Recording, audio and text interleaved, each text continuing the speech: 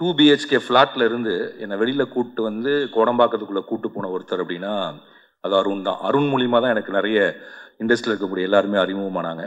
But நிஜத்தில் நான் சொல்கிறேன், சித்தார்த் ஒரு அடிமுட்டாள்.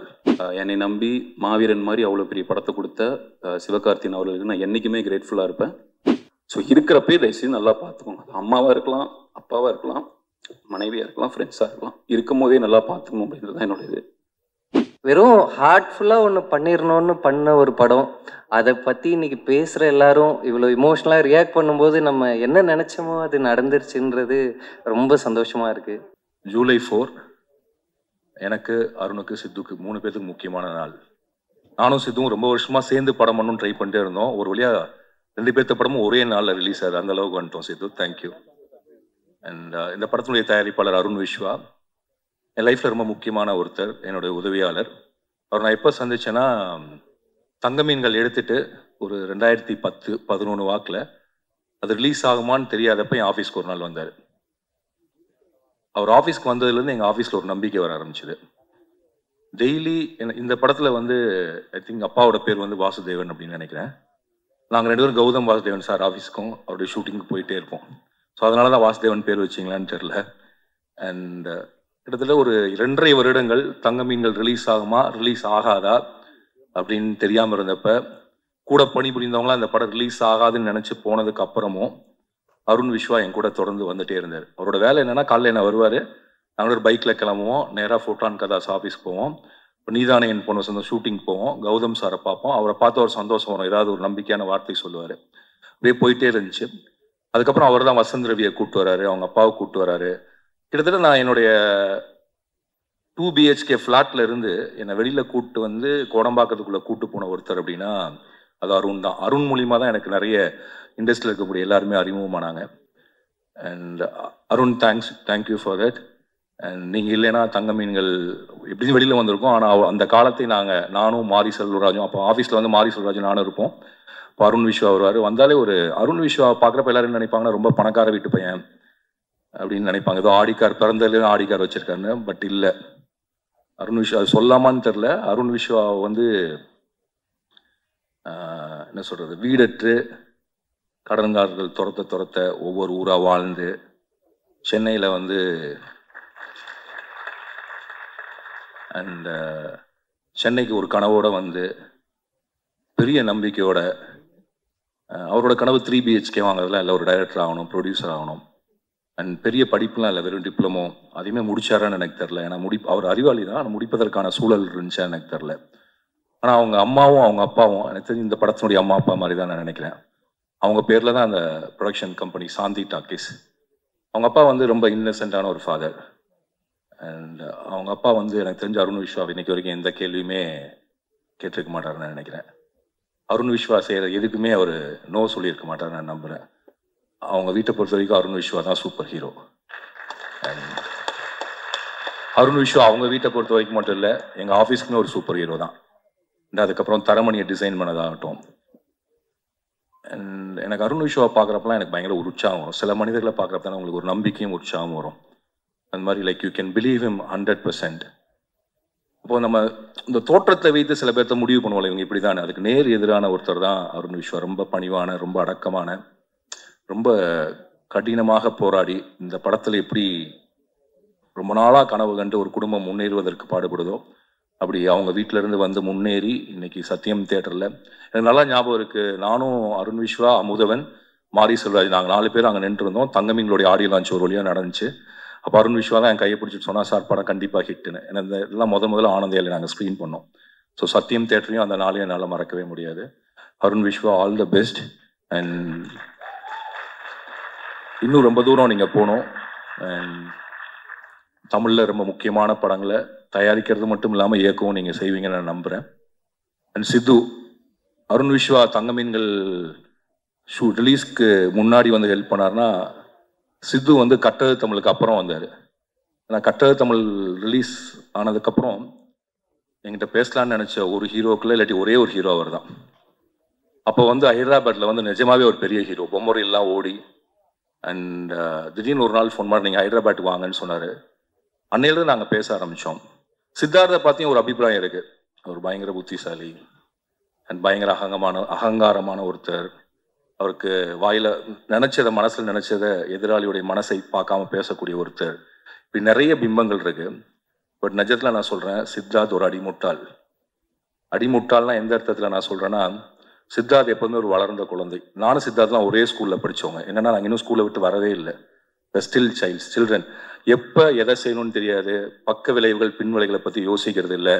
அந்த ஃப்ளோவில் மனசுக்கு என்ன தோணுதோ அதை செஞ்சுட்டு போகக்கூடிய ஒரு இயல்பான காற்றுல பறக்கக்கூடிய ஒரு பஞ்சு மாதிரி தான் சித்து. சித்து ஏன் இவ்வளோ இளமையாக இருக்காருன்னா, அந்த மனசு அவ்வளவு பஞ்சு மாதிரி மிதந்துட்டே இருந்தால் மட்டும்தான் இளமையாக இருக்க முடியும்னு நினைக்கிறேன். Sidhu, be a child always.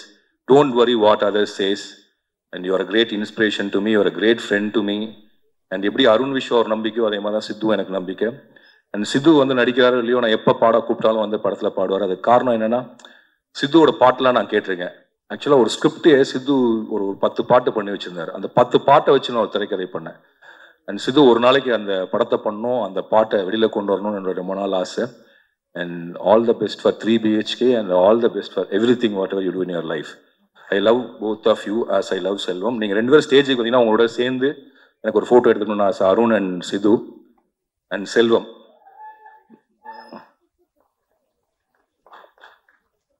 ஒவ்வொரு வீட்லேயும் குடும்ப உறுப்பினர்கள் மாதிரி இது எங்கள் குடும்பத்தினுடைய உறுப்பினர்கள். ஸோ எங்கள் 3 BHனுடைய 3 பேர் அப்படின்னு சொல்லலாம்.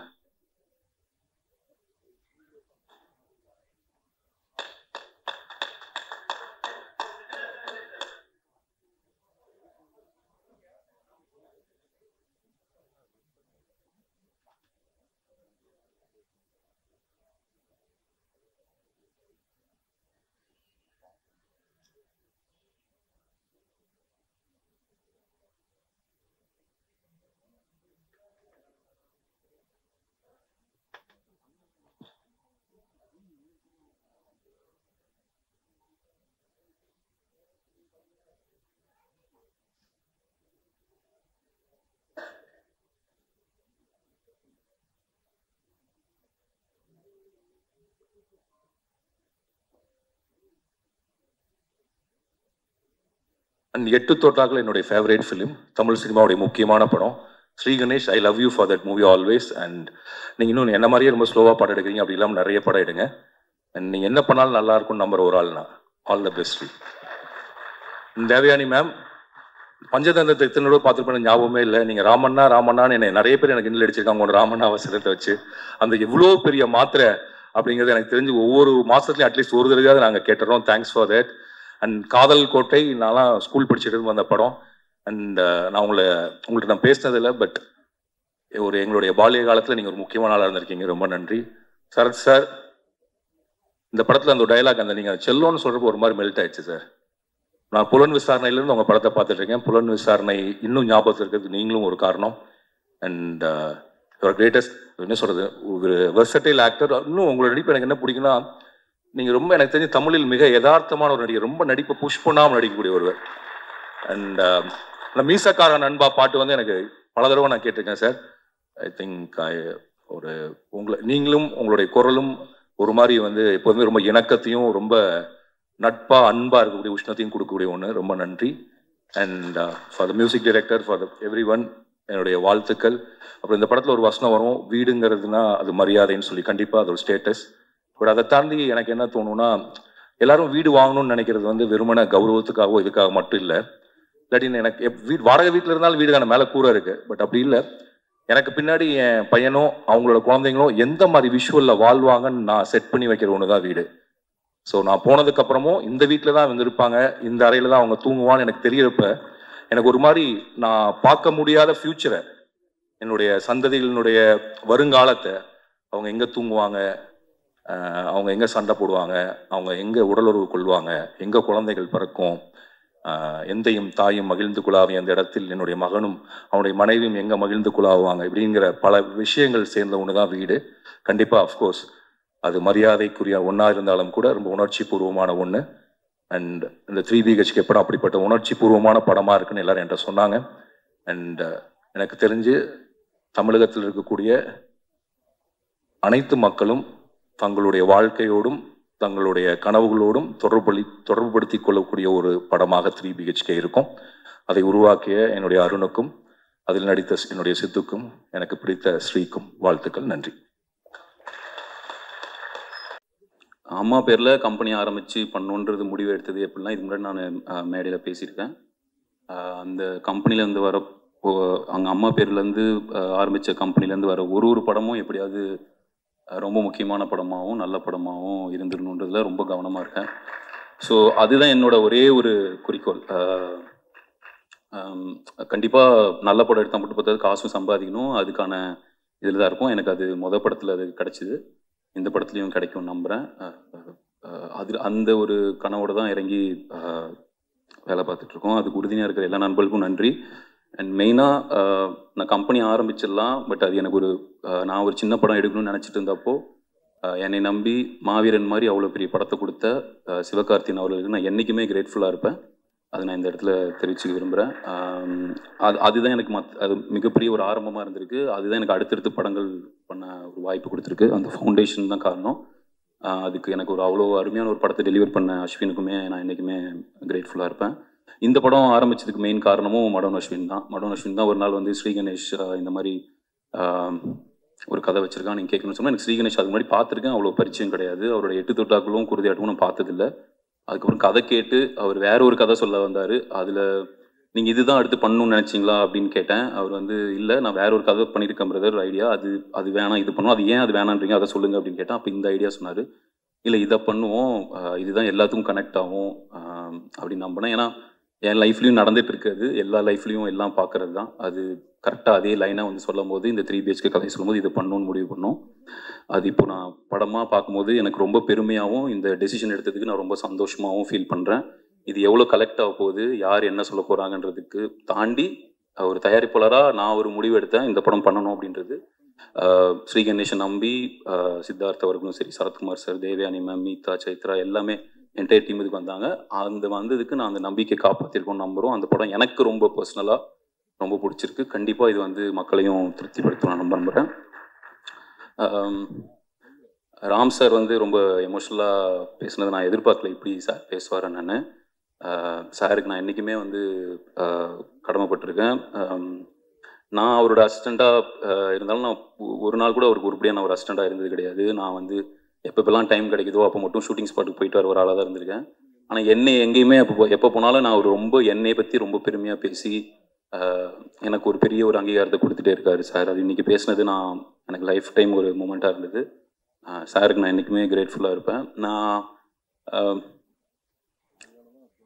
அவரோட படம் கூட என்னோட படமும் ரிலீஸ் ஆகுறதுல எனக்கு உடன்படே இல்லை. ஆனால் வேறு வழி இல்லாமல் தான் இப்படி வருது. ஏன்னா நான் எப்பவுமே எல்லா படம் ரிலீஸ் அப்பவும் அவர் கூடயே போய் நின்றுருக்கோம், நான் செல்வம் எல்லாருமே. அந்த டைமில் இந்த டைமில் என்னால் போய் அவர் கூட நிற்க முடியல அப்படின்றது எனக்கு கொஞ்சம் வருத்தமாக இருந்தது. ஆனால் இப்போ முடிஞ்ச அளவுக்கு அப்பப்போ போய் அவர் கூட டைம் ஸ்பெண்ட் பண்ணிகிட்டு இருக்கேன். எனக்கு 3 BHK எவ்வளோ முக்கியமான ஒரு படமோ, பறந்து போ வந்து அதே அளவுக்கு இல்லை அதை விட இன்னும் முக்கியமான படம். சாரோட படமும் ரொம்ப பெரிய வெற்றி அடையணும்னு நான் கண்டிப்பாக நினைக்கிறேன், வெற்றி அடையும் நம்புகிறேன். சாருக்கு ரொம்ப தேங்க்ஸ். அவர் லைஃப்பில் நான் பார்த்ததுக்கப்புறம் தான் சினிமா மேலே இருக்கிற என்னோட புரிதலும், நான் சினிமானா என்ன அப்படின்னு அது வரைக்கும் இருந்தது எல்லாத்தையும் மாற்றி எனக்கு வேற ஒரு பெர்ஸ்பெக்டிவ் கொடுத்து, நான் இதுக்கப்புறம் எடுக்கிற எந்த நல்ல டிசிஷனாக இருந்தாலும் அதுக்கு சார் தான் காரணம். அதில் ஏதாவது சிலது தவறு நடந்தால் அதுக்கு நான் காரணம். பட் ஆனால் any good decision from Shanti Talkies, from Arun Vishwa வந்து அது ராம் சார் தான் காரணமாக இருப்பார். அதுக்கு நான் என்றைக்குமே தேங்க்ஃபுல்லாக இருப்பேன். அப்புறம் என்னை மாதிரி ஒருத்தர் வந்து ஒரு கனவோட கம்பெனி ஆரம்பிச்சிடலாம், அடுத்தது பண்ணணும்னு நினைக்கலாம், ஒரு பெரிய படமும் நான் பண்ணிடலாம். பட் ஆனால் இப்படி ஒரு கதையோட இப்படி ஒரு ப்ராஜெக்டோட போகும்போது என்னை ரொம்ப நம்பி எனக்கு ஃபண்ட் பண்ணி எனக்கு இன்வெஸ்டராக எனக்கு இது பண முதலீடு பண்ண கோபுரம் ஃபிலிம்ஸ் அன்புச்செழியன் அவர்களுக்கு நான் என்றைக்குமே நன்றி கடன்பட்டிருக்கேன். ஏன்னா அவர் மேலே ஒரு ஒரு ஃபினான்சியர்னாவே வேற ஒரு கலர், வேற ஒரு துணி இருக்குது. அவர் எந்த இதுவுமே கேட்கவே இல்லை. அருண் நீங்கள் கேட்குறீங்க, நான் கண்டிப்பாக உங்கள் கூட இருக்கேன், நான் உங்களுக்கு என்ன சப்போர்ட்டாக பண்ணுறேன்னு சொல்லி இது வரைக்கும் எனக்கு ஒரு கேள்வி கேட்காத, இது வரைக்கும் தொடர்ந்து என் கூட இது பண்ணிட்டு இருக்க அன்பன் அவர்களுக்கு ரொம்ப நன்றி. அதே மாதிரி மடோன் அஸ்வின் எப்படி ஸ்ரீ கணேஷை கூட்டிகிட்டு வந்து இந்த படம் பண்ணுறதுக்கு ஒரு முக்கியமான ரீசனாக இருந்தாலும், சித்தார்த் அவர்கள் உள்ள வரதுக்கு எஸ்யூரன் முக்கியமான காரணம். எஸ்யூரன் டைரக்டர் எஸ்யூரனுக்கு ரொம்ப நன்றி. சரத்குமார் சார் ரொம்ப ரொம்ப தேங்க்ஸ், இந்த படத்தை நீங்கள் அக்செப்ட் பண்ணி பண்ணதுக்கு. நீங்கள் உங்களை கொஞ்சம் இன்றைக்கி லேட்டாக வர வச்சிட்டோம், லேட்டாக ஆரம்பிச்சிட்டோம், அதனால் நீங்கள் 4 மணி ஆயிடுச்சு, ரொம்ப மன்னிப்பு கேட்டுக்கிறேன். சித்தார்த் பிரதர் ரொம்ப ரொம்ப தேங்க்ஸ் இந்த ஆப்பர்ச்சுனிட்டிக்கு. நீங்கள் வந்து நான் சித்தா பார்த்ததுலேருந்து உங்கள் கூடயே அந்த படத்து கூட இருக்கணும், நான் உங்கள் கூட ஃபுல்லாக சப்போர்ட்டாக இருக்கணும்னு நான் பாட்டுக்கு வந்து அந்த படத்தை எனக்கு ரொம்ப பிடிச்சனால வந்திருந்தேன். அது என்னோட செல்ஃபிஷ் இதுதான். எனக்கு ரொம்ப பிடிச்சிருந்தது. நம்ம ஒன்றா ஒரு நல்ல படம் பண்ணணும், நல்ல படம் பண்ணுறதுக்கு காரணமாக இருக்கணும். இல்லை நம்ம இல்லாமல் ஒரு நல்ல படம் வந்துருச்சுன்னா அது கூட போய் எப்படியாவது ஒட்டிக்கணும் அப்படின்ற ஒரு செல்ஃபிஷ் ரீசன் தான். அந்த மாதிரி சித்தா டைமில் நம்ம பழக ஆரம்பித்தோம். பட் ஆனால் அதுக்கு முன்னாடியே நான் உங்களை பார்த்துருக்கேன், பழகியிருக்கேன். பட் இந்த சித்தாலேருந்து ஒரு வேற ஒரு ஜேர்னி ஸ்டார்ட் ஆயிருக்கு. எனக்கு ஒரு நாள் கூட நீங்கள் வந்து ஒரு ஹீரோ, நான் வந்து இவ்வளோ வருஷம் எனக்கு எக்ஸ்பீரியன்ஸ் இருக்குன்னு ஒரு நாள் கூட ஃபீல் பண்ண வச்சதே இல்லை. நான் பார்த்ததில் சமீபத்தில் பழகினதில் ரொம்ப கைண்டான, ரொம்ப சப்போர்ட்டிவான, இவ்வளோ ஒரு டெடிக்கேட்டடான ஒரு பர்சன் கூட ஒர்க் பண்ணதில் எனக்கு ரொம்ப ரொம்ப ரொம்ப ரொம்ப ஹாப்பி.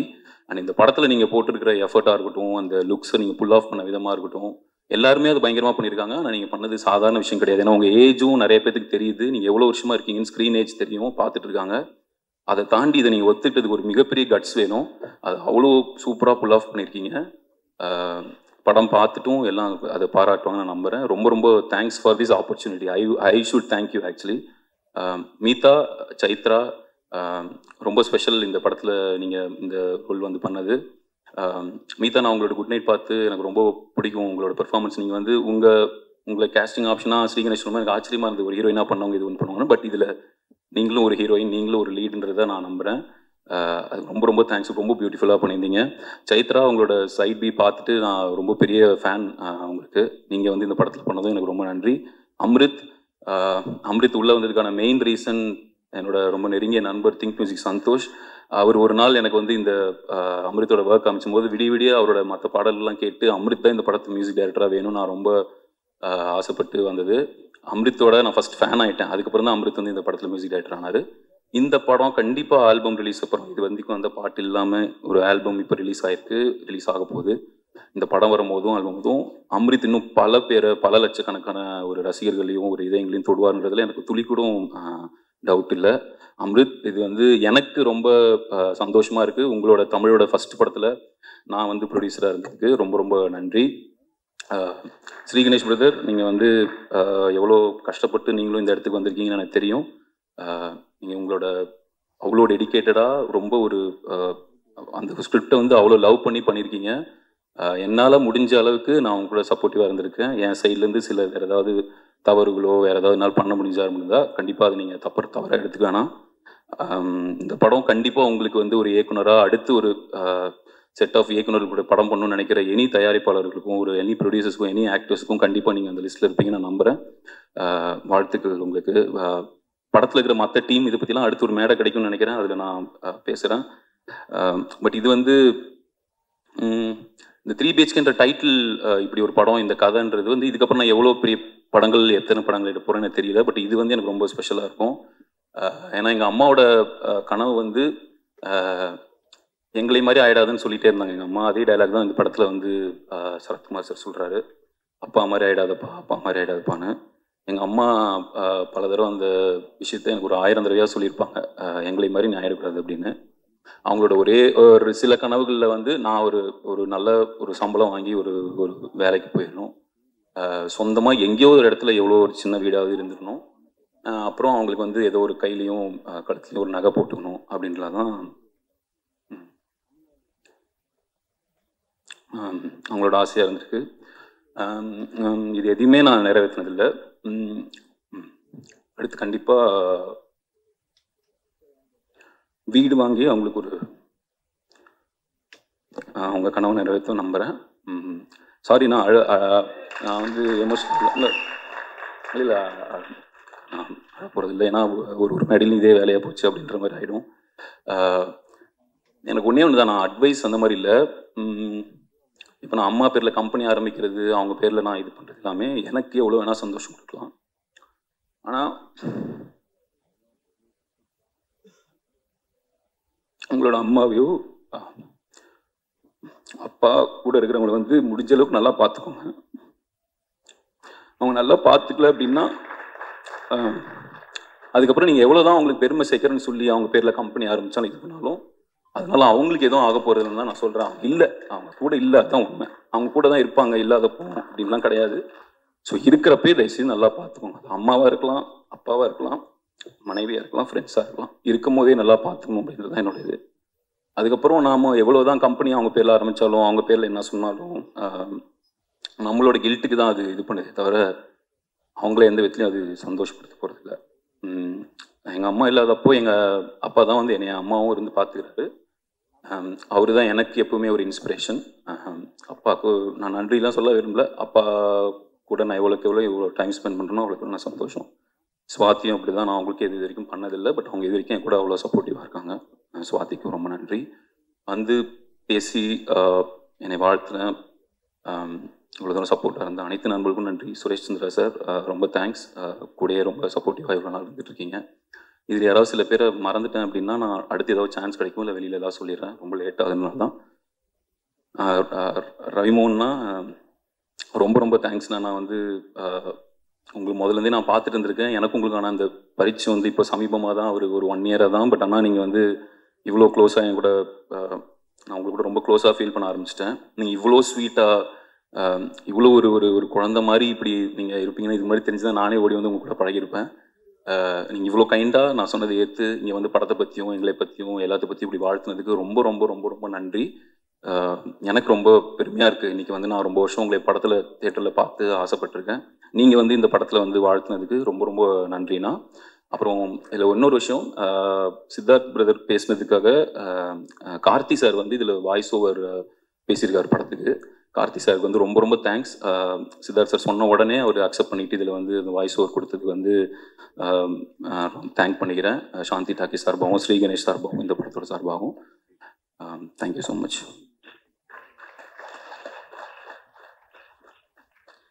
எல்லாரும் மிமிக்ரி வேற சொன்னாங்க, எப்படி பேசுறேன்.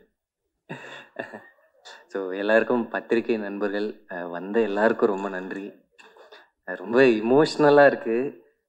லைஃப்பில் நிறைய அண்ணன்கள் நண்பர்கள் இப்படி நிறைய பேரை சம்பாதிச்சிருக்கோன்ட்டு ரொம்ப ஹாப்பியாக இருக்குது. இந்த 3 BHK ஒரு எல்லாரும் சொன்ன மாதிரி வெறும் ரொம்ப இமோஷ்னலாக பண்ண ஒரு படம். வேற எதையும் ரொம்ப யோசிக்காம வெறும் ஹார்ட்ஃபுல்லாக ஒன்று பண்ணிடணும்னு பண்ண ஒரு படம். அதை பற்றி இன்னைக்கு பேசுகிற எல்லாரும் இவ்வளோ இமோஷ்னலாக ரியாக்ட் பண்ணும்போது நம்ம என்ன நினச்சோமோ அது நடந்துருச்சுன்றது ரொம்ப சந்தோஷமாக இருக்குது. ஸோ இந்த படம் பற்றி நான் அப்படியே ஒவ்வொருத்தராக எல்லாரை பற்றியும் சொல்லிடுறேன். முதல்ல அருண் விஸ்வா பிரதர்கிட்டேருந்து ஆரம்பிக்கிறேன். இந்த படத்தை முதல்ல இந்த ஸ்கிரிப்டை படித்து நம்பி இதை ஒரு படமாக ஆக்கலாம் பிரதர்னு சொன்னது அருண் பிரதர் தான். உண்மையில் நான் கூட இதை ஒரு படமாக ஆக்க முடியுமா, இது ஒரு கமர்ஷியலாக இருக்கா தெரியலையே அப்படின்லாம் தயங்கின அந்த நேரத்தில், பிரதர் இந்த கதையை நம்ம சொல்லுவோம், இந்த கதையில் எனக்கு இந்த கதை அவ்வளோ இமோஷ்னலாக கனெக்டாக இருக்குது, இந்த கதையை நம்ம பண்ணுவோன்னு என்கிட்டேருந்து அதை எடுத்து ஷோல்டர் பண்ணிக்கிட்ட பர்சன் அருண் பிரதர் தான். அவருக்கு தேங்க்ஸ் சொல்லிக்கிறேன். அதுக்கப்புறமா இந்த கதைக்கு அடுத்து வந்தது சித்தார்த் சார். அவர்கிட்ட நான் இதே மாதிரி தான் தயங்கினேன். சார் என்கிட்ட ஒரு கதை இருக்குது, ஆனால் இது ஒரு மெயின் ஸ்ட்ரீம் படமான்னு கூட எனக்கு தெரியல அப்படின்னு நான் தயங்கிட்டே சொன்னேன். சித்தார்த் சார் வாங்கி அந்த ஸ்கிரிப்டை படித்து இதில் ரொம்ப முக்கியமான விஷயம், அப்போ ஒரு பெரிய வெற்றியில் இருந்தார். சித்தா வந்து மிகப்பெரிய அளவில் கொண்டாடப்பட்ட அந்த நேரத்தில் அவர் என்னைய ஞாபகம் வச்சு உங்ககிட்ட ஒரு கதை இருக்கா, உங்களோட ஒரு படத்தில் நடிக்க நான் விரும்புகிறேன் அப்படின்னு சொன்ன அந்த மனசு தான் எனக்கு சித்தார்த் சார் வந்து நல்ல சினிமாவை எவ்வளோ தேடுறாரு அப்படின்றது இப்போ வரைக்கும் எனக்கு அந்த பெரிய ரெஸ்பெக்ட் இருக்குது. அதுக்கப்புறம் சித்தார்த் சார் வந்து தான் இந்த ஸ்கிரிப்டை அது ஒரு வேர்ஷனாக இருந்தது. சித்தார்த் சாரோட அருண் பிரதரோட பேசி தான் அது இன்னும் ஒரு 2 டிராஃப்டாக ஆச்சு. அது வேற ஒரு பொட்டென்ஷியலாக இருந்த ஒரு ஸ்கிரிப்டு அது வேற ஒன்றா இன்னும் வளர்ந்து இன்னைக்கு இப்படி ஒரு படமாக இருக்கிறதுக்கு ரொம்ப முக்கியமான காரணம் சித்தார்த் சாரும் அருண் பிரதரும். அவங்க 2 பேருக்கும் நான் ரொம்ப தேங்க்ஸ் சொல்லிக்கிறேன். அதுக்கப்புறமா அப்படியே முக்கியமாக எல்லாரை பற்றி அப்படியே வரிசையாக சொல்லிடுறேன் நேரம் இல்லாததால். இதுக்கப்புறமா இந்த ஃபேமிலியாக யார் இருக்கலான்னு ரொம்ப தேடி ஆசையாக சேர்த்தோம். அப்படி எங்களுக்கு கிடைச்ச அம்மா அப்பா வந்து தேவயானி மேமும் சரத் சாரும். அவங்க வந்ததுலேருந்து இந்த படம் வந்து ரொம்ப இன்னும் எல்லாருக்கும் கனெக்ட் ஆச்சு. எல்லாருமே இதை ரொம்ப நம்பிக்கையாக பார்க்குற ஒரு படமாச்சு. அவங்க இந்த படத்துக்குள்ளே வந்தது மட்டும் இல்லை, அவங்க இந்த ஸ்பாட்டில் நடித்த விதம், இந்த படத்தை ஓன் பண்ணிக்கிட்ட விதம், அவ்வளவு ரொம்ப ரியலாக ஆக்குனாங்க அந்த கதையை, அவ்வளோ உணர்வுபூர்வமாக மாற்றினாங்க. சரத் சார்லாம் இன்னைக்கு அவரோட பெருந்தன்மை அப்படி சொல்கிறாரு. என்கிட்ட நிறைய விஷயங்களை கேள்வியாக கேட்டிருக்காரு. இன்னும் நிறைய விஷயங்களை பெட்டர் பண்ணியிருக்காரு. நான் எனக்கு இருக்கிற இதில் சார் இங்கே நிற்கிறீங்க அப்படி சொல்லுவேன். அவரோட அனுபவத்திலேருந்து இல்லை நான் வந்து இந்த பேகை மீதா கிட்ட கொடுக்குறேன், ஆமாம் தேவயானி மேம் சமைச்சிக்கிட்டு இருப்பாங்க, ஒரு ரியலாக ஒரு வீடு இருந்தால் எப்படி இருக்குமோ அதை அப்படி அந்த வீட்டை ரொம்ப லைவா கிரியேட் பண்ணது வந்து Siddharth sir, Sarath sir, Devayani ma'am, Meetha, இவங்க எல்லாரும் தான். நான் மீதாவுக்கும் நிறைய இடத்துல தேங்க்ஸ் சொல்லியிருக்கேன். நான் இன்னொரு வாட்டி இங்கேயும் சொல்லணும். இன்னைக்கு ஒரு சக்சஸ்ஃபுல் ஹீரோயினா ஒரு படம் கொடுத்துட்டு ஒரு ஹீரோக்கு சிஸ்டர் ரோல் அப்படின்னு ஒருத்தர் கதை சொன்னா யாரா இருந்தாலும் அதுல நிறைய பயம் இருக்கும், இது டைப் காஸ்ட் ஆயிருமான்னு சொல்லிட்டு. ஆனா அவங்க ஸ்கிரிப்டை படிச்சு இந்த ஸ்கிரிப்ட் மேல இருக்கிற ட்ரஸ்ட்ல மட்டுமே அவங்க அவங்க கெரியர்ல ஒரு பெரிய ரிஸ்க் எடுத்து இந்த படத்துல நடிச்சாங்க. ஸோ அதுக்கு I am always thankful for Meetha. And also எனக்கு அவங்க கொடுத்துருக்கிற பர்ஃபார்மன்ஸை இப்போ பார்க்கும்போது மீதா இந்த படத்துக்கு அவ்வளவு ஆட் பண்றாங்க. அவங்களோட ஷூஸை வேற ஒருத்தர் ஃபில் பண்ணியிருக்க முடியுமான்னு எனக்கு தெரியல. Thank you Meetha, thank you. And then Chaitra வந்து சொன்னாங்க நான் லாங்குவேஜ் ஒரு வேர்ட் கூட தெரியாமல் இந்த படத்துக்கு வந்து நடித்தேன்னு சொல்லிட்டு. ஆனால் அவங்கள மீட் பண்ண ஃபஸ்ட்டு டேவே அவங்களோட எனர்ஜியை பார்த்ததுலேருந்து, அவங்க இந்த படத்துக்கு அந்த ஒரு சீனுக்கு அவங்க அவ்வளோ இமோஷ்னலாக ரியாக்ட் பண்ணதை பார்த்ததுலேருந்து என்னால் வேற யாரையுமே யோசிக்க முடியல அந்த ரோலுக்கு. ஸோ இப்போவுமே மீதா வந்து இந்த படத்தில் அவங்களால படம் ஃபுல்லாக அவங்களுக்கு ஒரு ரோல் எழுத முடியல, அவங்களோட ப்ரெசன்ஸை இன்னும் வச்சிருக்கலாமேன்ற ஏக்கம் எனக்கு இருக்குது. சாரி சைத்ராவோட இதுக்கு. ஆனாலும் அவங்க சில சீன்ஸ்ல அவங்க பெர்ஃபார்ம் பண்ணியிருக்கிற விதம் நான் பார்க்கும்போது இப்போ வரைக்கும் எனக்கு இமோஷ்னலா மூவிங்கா இருக்கு சைத்ராவோட பெர்ஃபார்மன்ஸ். முக்கியமா ஒரு சீன் இருக்கு, அதை நீங்க எல்லாருமே படம் வந்த உடனே ஞாபகம் வச்சு நிச்சயமா சைத்ராவோட பெர்ஃபார்மன்ஸ்க்கு அந்த ஒரு சீன் இந்த படத்துல என்னைக்கும் ஞாபகம் இருக்கும் அப்படின்னு நான் நம்புறேன். So thank you Chaitra, thank you. அதுக்கப்புறமா யோகி பாபு அண்ணன் இந்த படத்துல நடிச்சிருக்காரு. ஸோ அவருக்கு பெரிய தேங்க்ஸ். அவர் வந்து இந்த படத்துக்கு அவ்வளோ அழகா ஒன்று கான்ட்ரிபியூட் பண்ணியிருக்காரு. இந்த படத்துக்குள்ள இருக்கிற ஸ்பேஸ்ல அவ்வளோ பியூட்டிஃபுல்லா ஒரு ஹியூமர் ஒன்று கிரியேட் பண்ணியிருக்காரு. யோகி பாபு அண்ணாக்கு தேங்க்ஸ். இன்னும் நிறைய ஆக்டர்ஸ் இந்த படத்துல இருக்காங்க. சதீஷ், ஆவுடேப்பன் பிரதர், தலைவாசல் விஜய் சார், சுப்பு பஞ்சு சார், சரஸ்வதி மேனன், எல்லாருக்கும் மிகப்பெரிய தேங்க்ஸ்.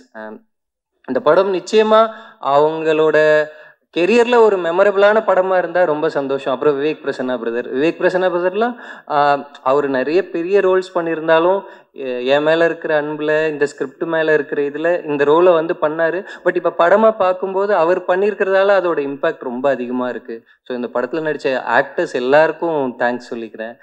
அதுக்கப்புறமா டிஓபி. ஸோ நான் ஜித்தினோட அவர் பண்ண படங்களோட ஸ்க்ரீன்ஷாட்ஸை யூஸ் பண்ணி லுக் புக்காக நிறைய பேருக்கு காட்டியிருக்கேன் இந்த படத்துக்காகவே. கடைசியில் அவரே இந்த படத்தை வந்து பண்ண முடிஞ்சது எனக்கு ரொம்ப ஹாப்பியாக இருந்தது. ஸோ ஜித்தின் ஒரு 2 இம்பார்ட்டன்ட் போர்ஷனை இந்த படத்தில் ஷூட் பண்ணியிருக்காரு. அதுக்கப்புறமா அவர் வேற வீசா இஷ்யூஸ் இருந்தது, அப்ராட்ல ஒரு ஷூட் பண்ண வேண்டி இருந்ததால டேட் இஷ்யூஸ். இன்னொன்று இந்த படத்துல நிறைய லுக்ஸ் இருக்கு. ஸோ அதனால எங்களால் ஸ்ட்ரெச்சா இந்த படத்தை எடுக்க முடியல. நிறைய வெயிட் பண்ணி அந்த வெயிட் கெயின் எல்லாத்துக்கும் வெயிட் பண்ணி ஒரு 8 months எடுத்தோம் இந்த படத்தோட ப்ராசஸை.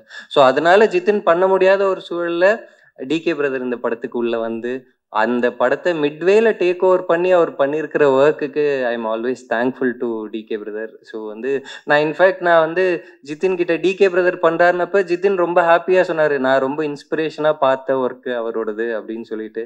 ஸோ எனக்கு ஜித்தின் டிகே 2 பேருக்கும் மிகப்பெரிய தேங்க்ஸ். அப்புறம் நான் எடிட்டர் கணேஷை பற்றி நிறைய சொல்லணும். எனக்கு ரொம்ப ஒரு எடிட்டர் படத்தை ஓன் பண்ணிக்கிட்டா அது எவ்வளோ ஹெல்ப்ஃபுல்லாக இருக்கும்னு நான் கணேஷோட ஒர்க் பண்ணும்போது தெரிஞ்சுக்கிட்டேன். அவர் எடிட்டராக மட்டும் இல்லாமல் அவர் ஒரு ரைட்டராக, ஒரு ஃபிலிம் மேக்கராக அவ்வளோ பெர்ஸ்பெக்டிவ் இந்த படத்துக்கு கொடுத்துக்கிட்டே இருந்தார். அவர் நிறைய விஷயங்களை இப்போ நான் கவனிக்காத ஒரு பெர்ஸ்பெக்டிவை கொண்டு வந்து இந்த படத்தோட ஸ்டோரி டெல்லிங்கை இன்னுமே பெட்டர் ஆக்கியிருக்காரு. So Ganesh thank you. உங்களோட ஒர்க் பண்ணது எனக்கு ரொம்ப ஐ எம் வெரி தேங்க்ஃபுல். உங்களோட ஒர்க் பண்ணதுக்கு நான் எப்போவுமே ஞாபகம் வச்சுருப்பேன் உங்களோட ஒர்க்கை. தேங்க்யூ கணேஷ். அப்புறம் அம்ரித். ஸோ அம்ரித்தோட ஒர்க்கை பற்றி இப்போ நான் சொல்கிறத விட இங்கே இவ்வளோ பேர் சொன்னது எனக்கு ரொம்ப ஹாப்பியாக இருக்குது. ஸோ வந்து Amrit is a beautiful musician. நான் அவரை பற்றி டிஃபைனிங்காக ஒன்று சொல்லணும்னா அவ்வளோ ஹார்ட்டோட வேலை பார்த்தாரு இந்த படத்துக்கு. ஒவ்வொரு சாங்கும் இதை பண்ணும்போது நாங்கள் எதையுமே மெக்கானிக்கலாக அப்படி பண்ணலை.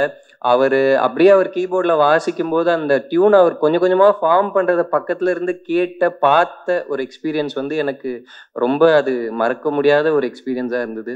ஸோ ரொம்ப ஹார்ட்ஃபுல்லாக ஒரு ஒர்க்கப் பண்ணியிருக்கோம் இந்த படத்தோட மியூசிக்கு. அந்த மியூசிக் வந்து அமிர்தோட மியூசிக் இவ்வளோ பேர் இமோஷனல் ஆக்குது.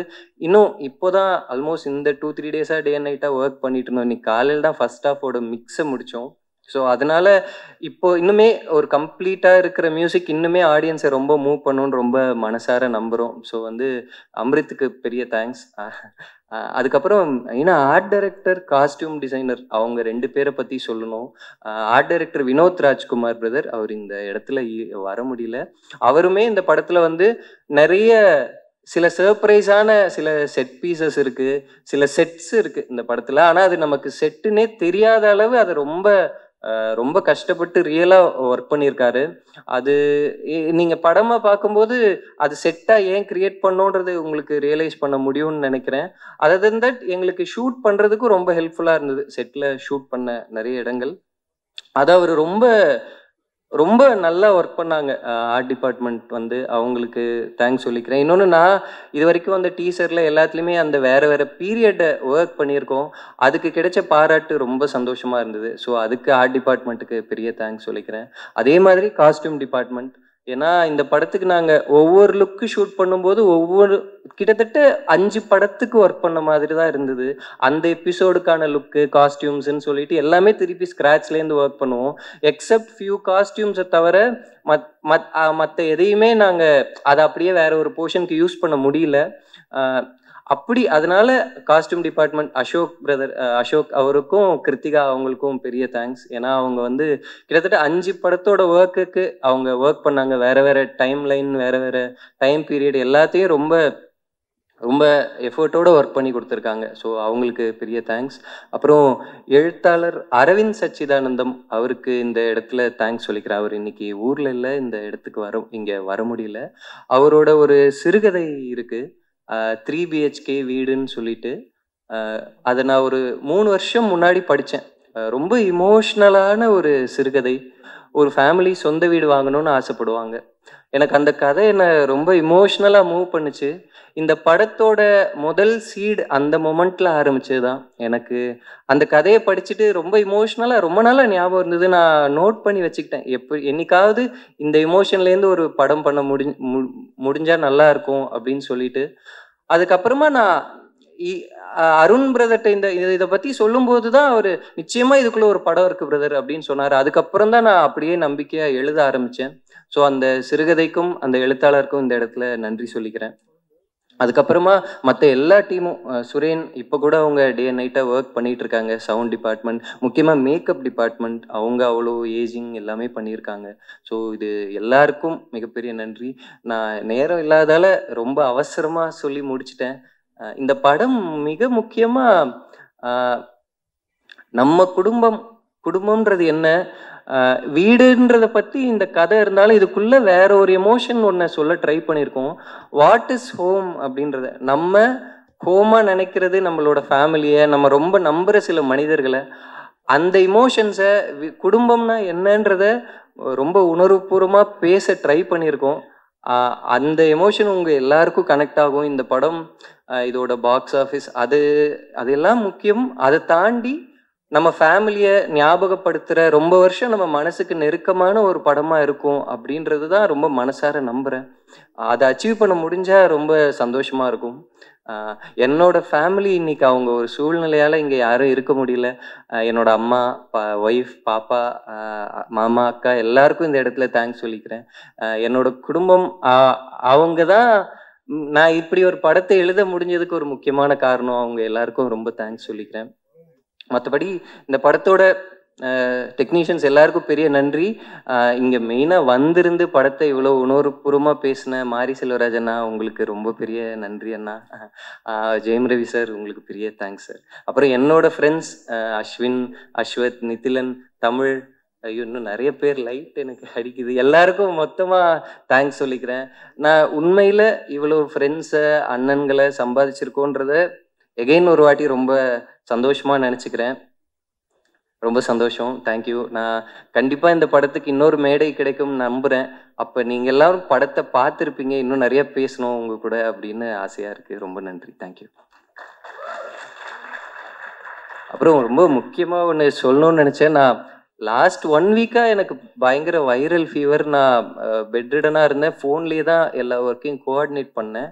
ஸோ இந்த 1 வீக்காக இந்த ஒர்க்ஸ் எல்லாம் எந்த இடத்துலையும் நிற்காம பார்த்துக்கிட்ட ப்ரொடக்ஷன் டீம் சிபி, அப்புறம் என்னோட அசிஸ்டன்ட் டைரக்ஷன் டீம், அவங்க எல்லாருக்கும் பெரிய தேங்க்ஸ் சொல்லிக்கிறேன்.